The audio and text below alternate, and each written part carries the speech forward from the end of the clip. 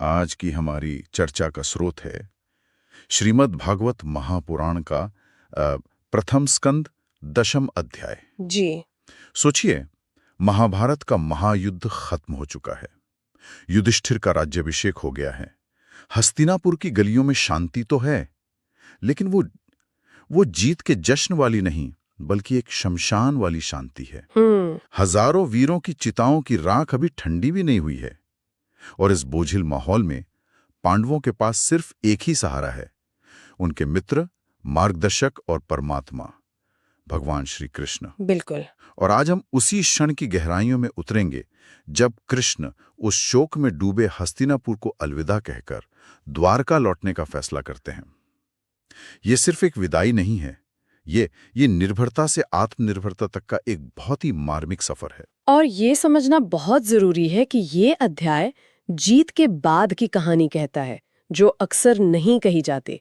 हम हमेशा संघर्ष और विजय पर ध्यान देते हैं, लेकिन असली परीक्षा तो विजय को संभालने में होती है। सही बात है। जब एक महान मिशन पूरा हो जाता है और लीडर जाने लगता है, तब पीछे रह गई टीम के मनोविज्ञान में क्या उथल पुथल होती है, ये अध्याय उसकी एक केस स्टडी जैसा है। हाँ, ये भौतिक उपस्थिति से परे एक आध्यात्मिक कनेक्शन की कहानी है। बिल्कुल। तो फिर चलिए इस कहानी को खोलते हैं। भागवत बताता है कि जब युधिष्ठिर धर्म के सिंहासन पर स्थिर हो गए और मतलब राजकाज सुचारू रूप से चलने लगा, तब कृष्ण को लगा कि उनका काम पूरा हो गया। जी, जिस धर्म स्थापना के लिए वो आए थे, वो लक्ष्य अब हासिल हो चुका था। हाँ। तो उन्होंने अपने परिवार यादवों के पास द्वारका लौटने का फैसला किया। एक तर्कसंगत, बिल्कुल सही फैसला। बिल्कुल, एक प्रोजेक्ट मैनेजर के नजरिए से देखें तो मिशन पूरा हुआ, अब घर वापसी का समय। लेकिन मानवीय रिश्ते तर्क से नहीं चलते हैं ना? नहीं चलते। कृष्ण का ये फैसला तार्किक था, पर इसके भावनात्मक परिणाम किसी सुनामी से कम नहीं थे। और इसकी पहली लहर राजमहल में महसूस की गई, खास तौर पर माता कुंती पर। हाँ, कुंती की प्रतिक्रिया बहुत मार्मिक है। उनके लिए कृष्ण सिर्फ भगवान नहीं थे, उनके भाई वसुदेव के बेटे थे, उनके भतीजे थे। वो हर संकट के साथी थे। भागवत उनके मन के भावों को ऐसे दिखाते हैं जैसे वो अपने आप से बात कर रही हो। जिसने हमें लाक्षागृह की आग से बचाया, दुर्योधन के जहर से बचाया, भरी सभा में हमारी बहू की लाज रखी, वो आज हमें छोड़कर जा रहा है। और उनकी आंखों से आंसू रुकने का नाम ही नहीं ले रहे थे। बिल्कुल। यहाँ कुंती के रिश्ते की कई परतें हैं।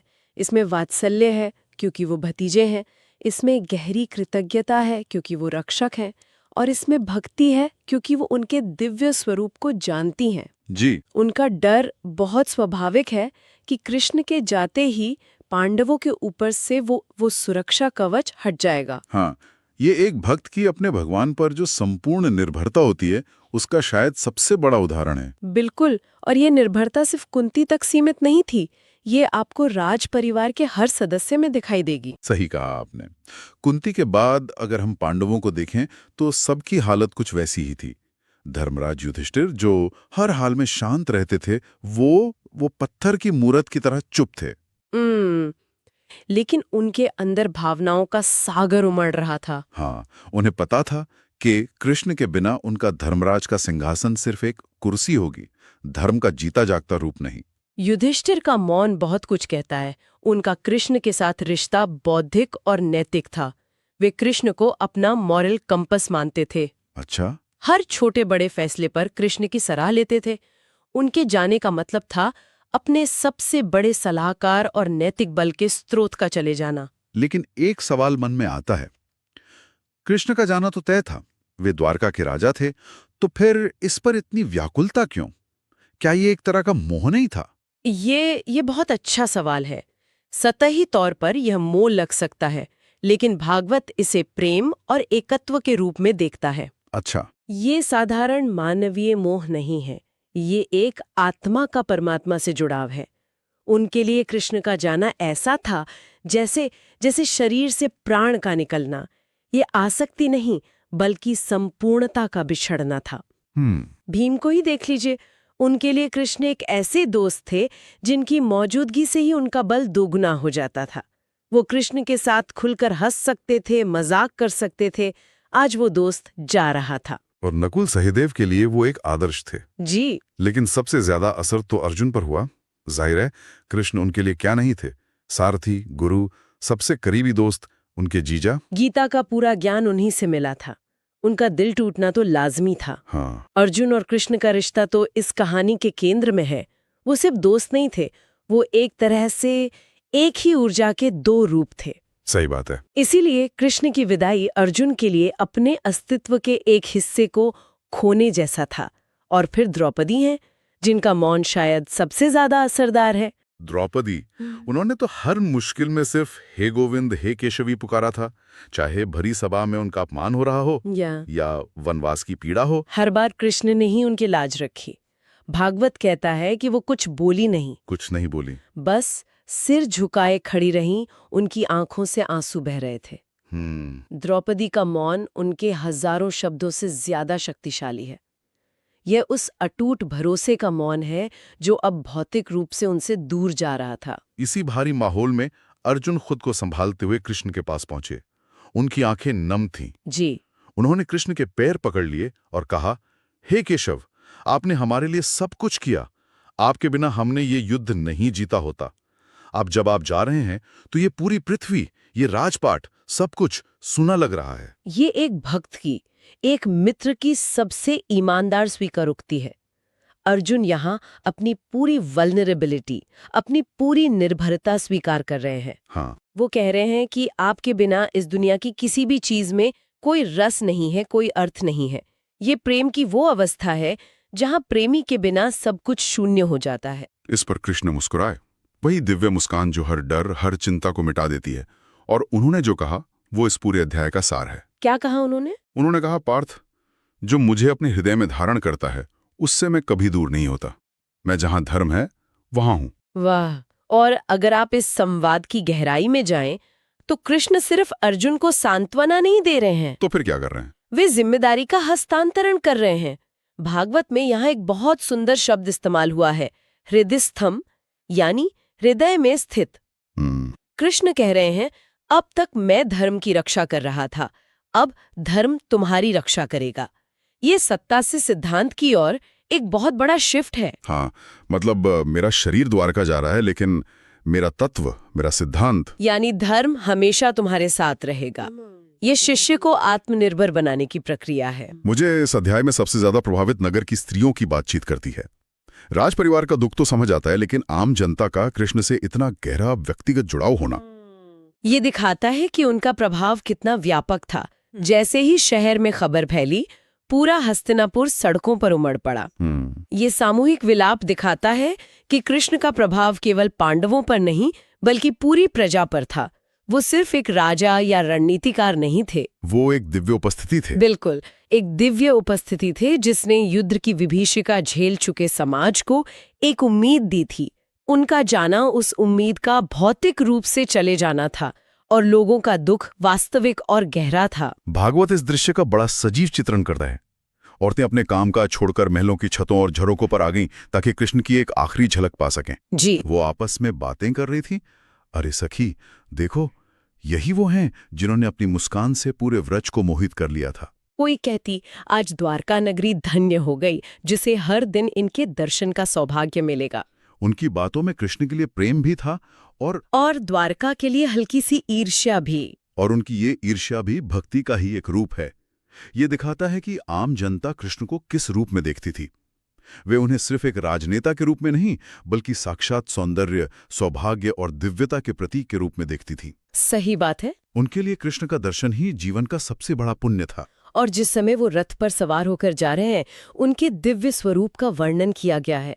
पीतांबर धारण किए हुए, छाती पर कौस्तुभ मणि चमक रही है, गले में ताजे फूलों की वनमाला है, और चेहरे पर वही शांत, सौम्य मुस्कान। हाँ, ऐसा लग रहा था मानो स्वयं धर्म और सौंदर्य एक साथ रथ पर सवार होकर जा रहे हों। यह वर्णन महत्वपूर्ण है क्योंकि यह उनके जाने के क्षण को एक साधारण विदाई से उठाकर एक दिव्य लीला बना देता है।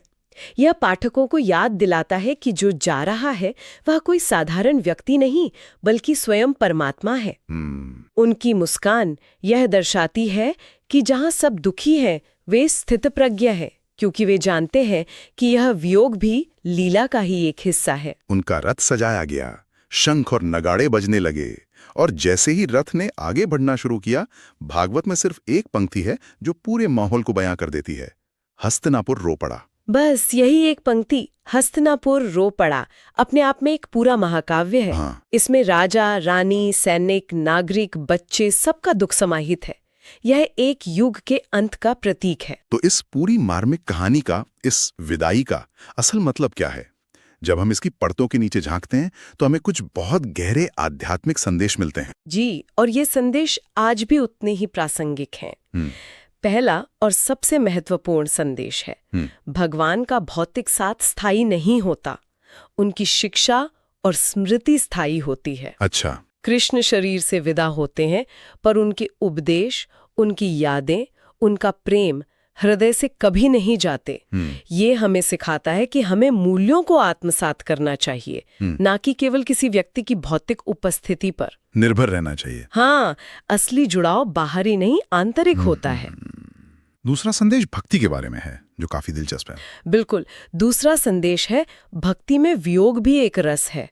भारतीय भक्ति परंपरा में विरह या वियोग भक्ति को बहुत शक्तिशाली माना गया है।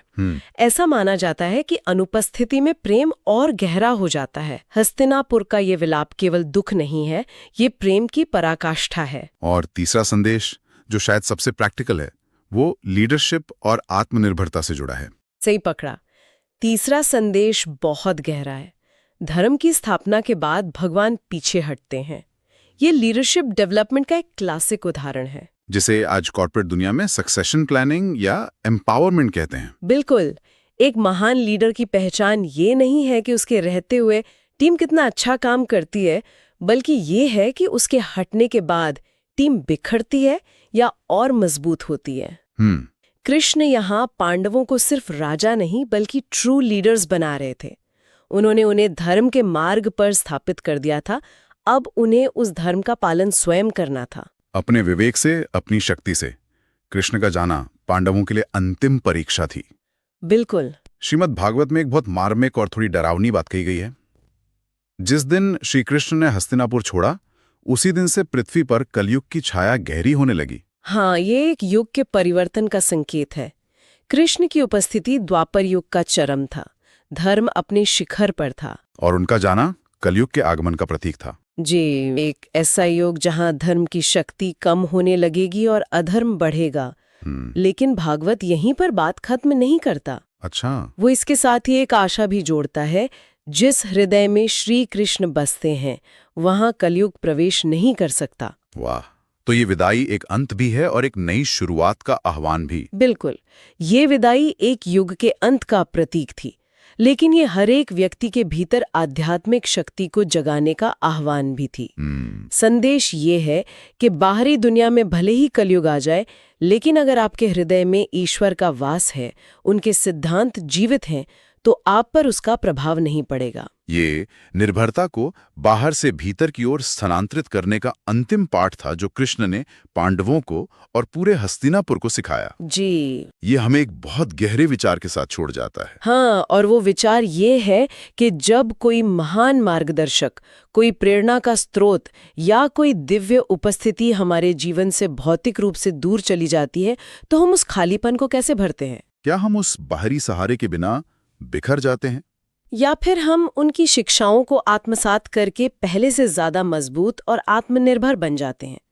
वो खालीपन एक संकट है या एक अवसर?